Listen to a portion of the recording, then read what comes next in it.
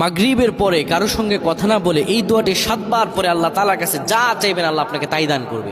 অভাবে আছেন, ঋণগ্রস্ত আছেন, মাথায় টেনশন, ঋণের বোঝা, বাড়িতে থাকতে পারতেছেন না, আল্লাহ সব আপনার পেরেশানি দূর করে দেবে ইনশাআল্লাহ। যদি আপনি আমলটি করতে পারেন, আমল মানুষের জীবন বদলিয়ে দেয়, আমল মানুষের জীবনকে পরিবর্তন করে দেয়। আল্লাহ তাআলা আপনার সব দোয়া কবুল করে নেবেন ইনশাআল্লাহ।